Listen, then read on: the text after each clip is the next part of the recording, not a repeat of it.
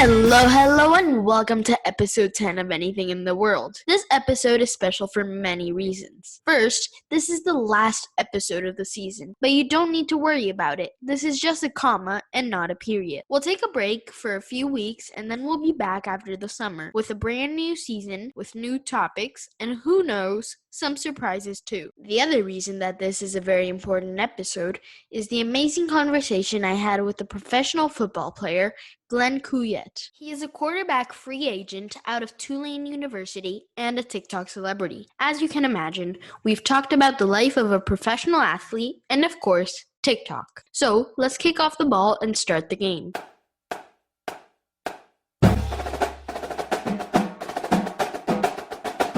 So first of all, thank you for being in the podcast. And can you tell us a little bit about your history? As you know, my name is Glen Cuiellette. I was in college about 3 or 4 years ago, and I went to Tulane University, and that's a pretty good school. I was there on a Division I scholarship for football, and I played one season with them. Then I transferred to Texas Southern, and I played one season with them. So right now, I just got done playing in Germany, football and everything like that last summer, and right now I'm kind of like a free agent, so that's going up for me. But like with the, I was doing TikTok. I think it was Thanksgiving when I made my first video, and it wasn't anything special. It was something just to do it, just to get the hang of it, whatever, just to see what it's all about. Then I made my first one that hit viral, and ever since then I've just been kind of creating stuff. But yeah, that's kind of like a little brief history about me. I was born in Los Angeles, California. I moved to Louisiana. I'm in New Orleans right now. Moved to Louisiana when I was 10, and just kind of a normal guy who just got blessed to play Division I football. So that's kind of like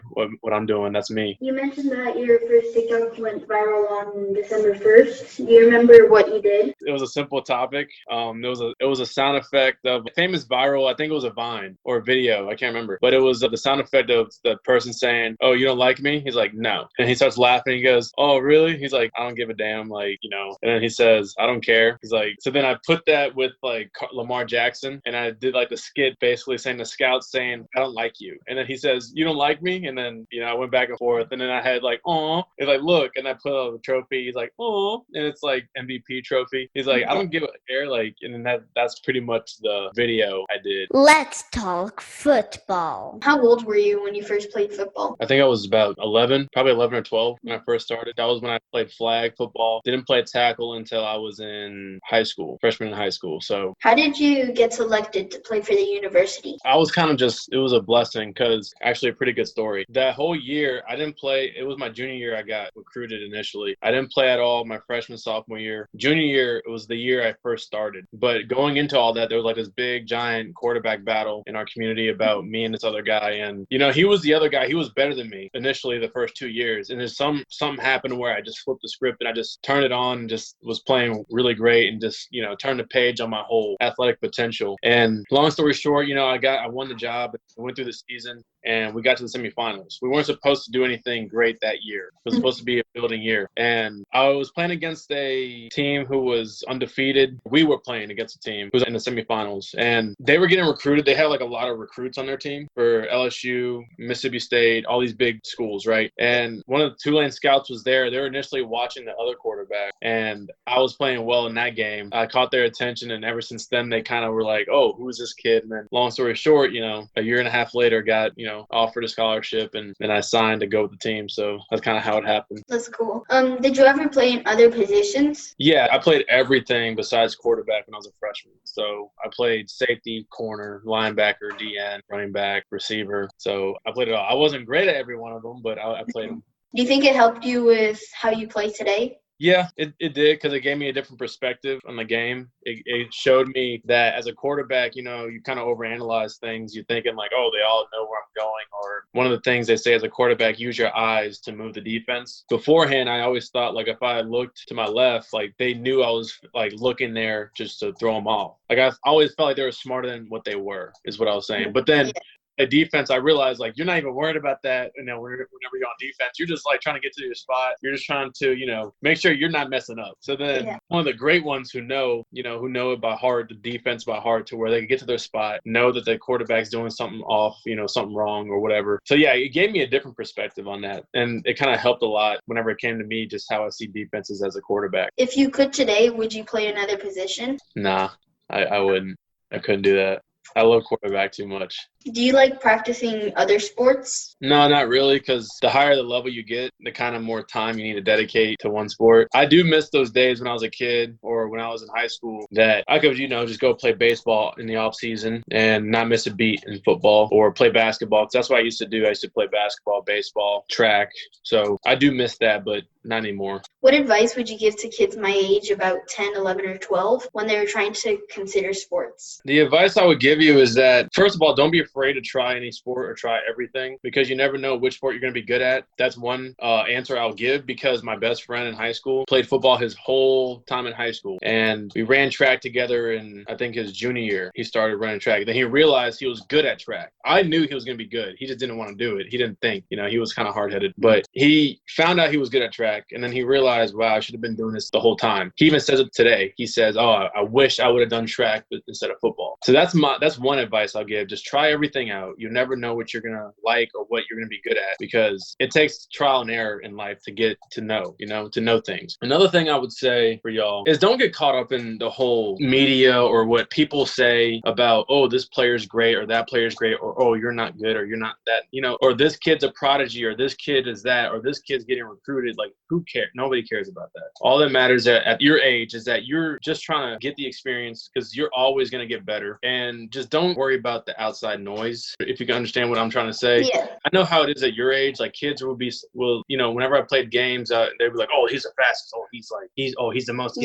He has this, or he's that. His dad knows whatever. Don't worry about that. That does not matter at the end of the day. And to wrap up the question, last thing I would say is, when it comes to sports, just have fun, because it comes a point in time where it is fun for me still. It's very fun for me still, but there comes a point in time where I see people who thought they loved it, they realize they never did, or they didn't love it as much as they thought. I saw that a lot in college. I would sit there and watch film all the time. I would love every day of fall camp, which was a day and night thing. Wake up at 6, go to sleep at 10, do it all over again. And there's got irritated. They was irritated by that. Me, I would still go to meetings just happy as ever, not a care in the world, just, enjoying it because I'm playing football, and that's the only thing I would say. Keep trying every sport and see what you love, and don't let yourself get to that point where you think that, that you have it figured out or that you love it. You got to know for sure what you love. That's why I say try it. That's where that comes from. Try everything. And then if you love it, great, stick with it. But not everybody loves it as much as they think. So just keep going and keep pushing.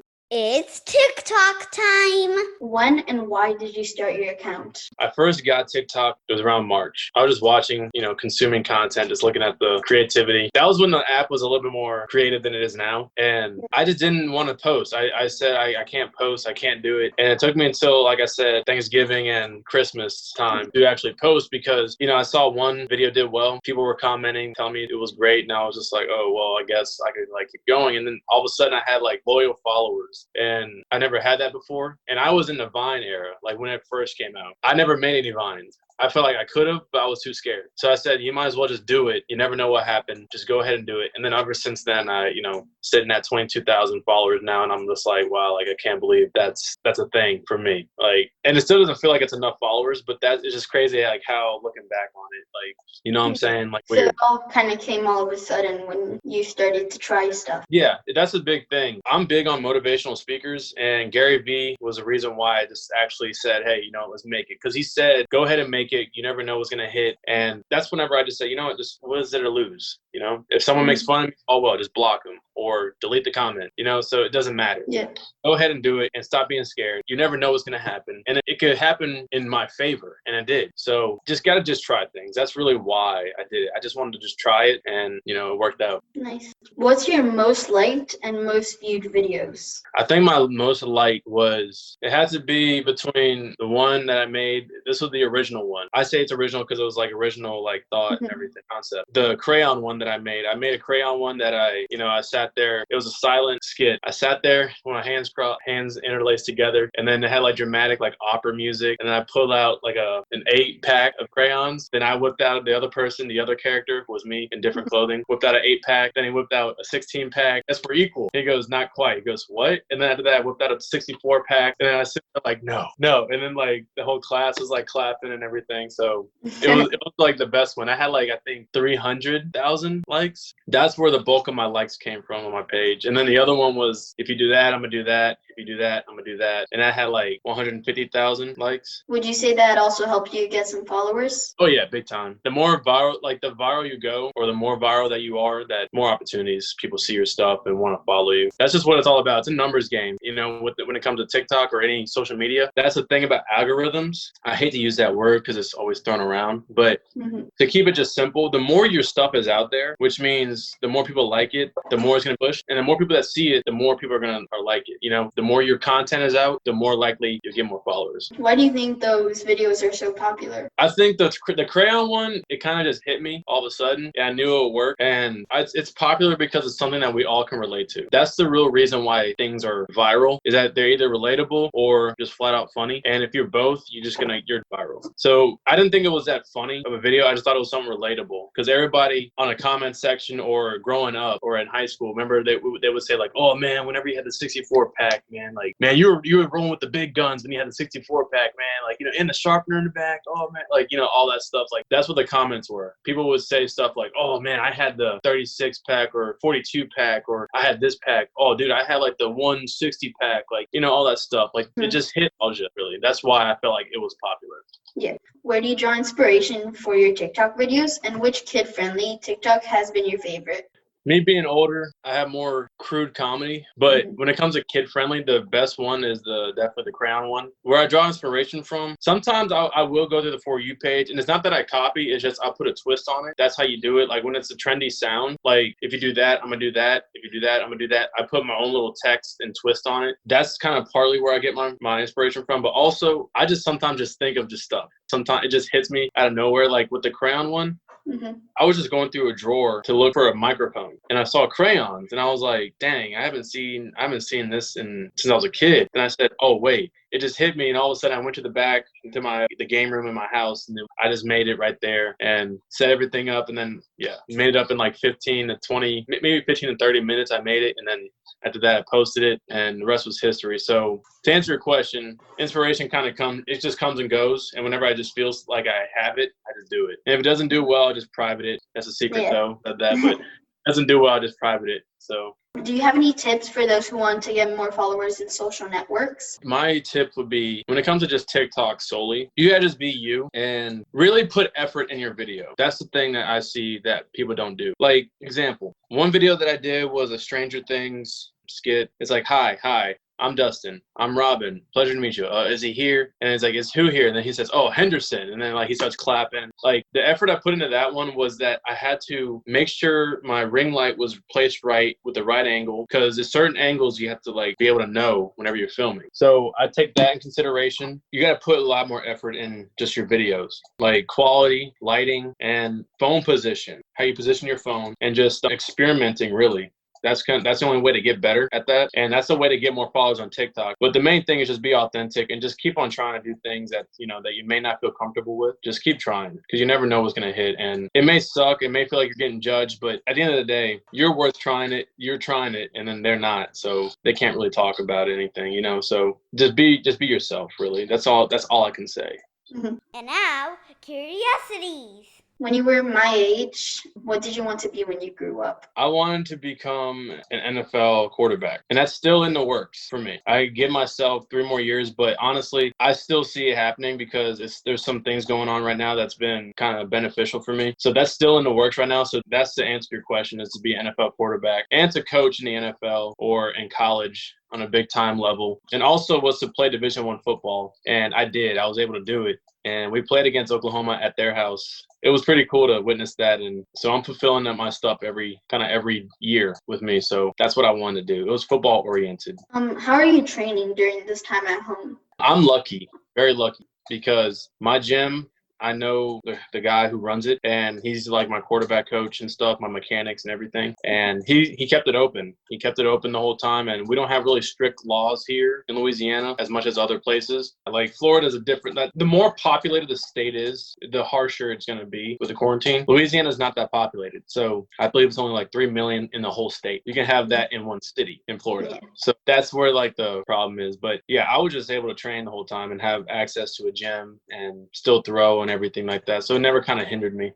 Do you like video games? Yeah, I do. What's your favorite one? Right now is Warzone, but unfortunately I sold my Xbox because I wanted to dedicate more time to reading and to more just ideas on TikTok or content on Instagram and stuff. So I wanted to grow. But that Warzone.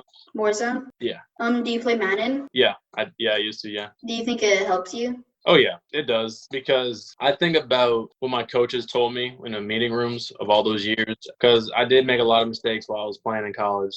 So I was getting yelled at and I was getting told the same thing over and over. But I use that whenever I play. I say, okay, well, they're doing this. They're lined up like this. I got to go to this receiver or that receiver. And more times than not, it's realistic. It helps me to keep my wits with me with football, knowing the coverages, seeing what they're in, and then seeing how they are. Because it gives you the overview of everything. So that's good. So, but yeah, it does help a lot. Thank you again for joining us. Yeah, no problem, man.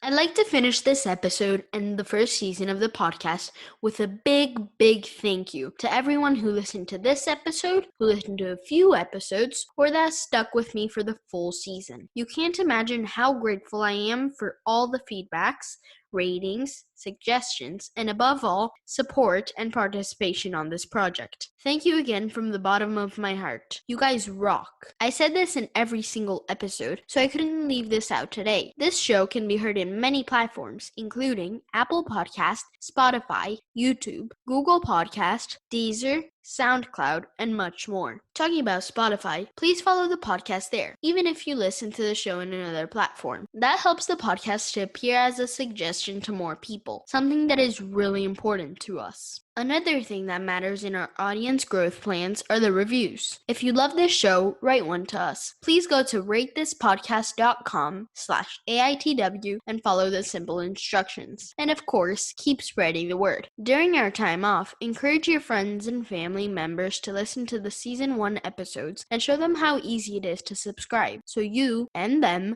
can be notified when we are back.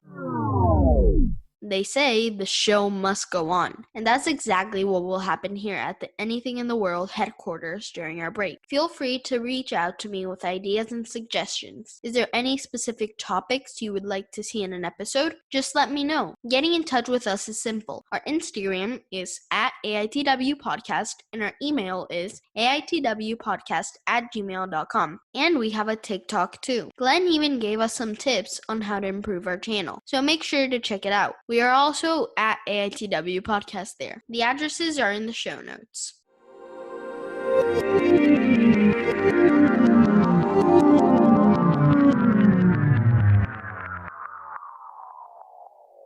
Wait. Do you think I let you leave without wishing you an incredible summer? Enjoy it, and I'll see you soon. Goodbye.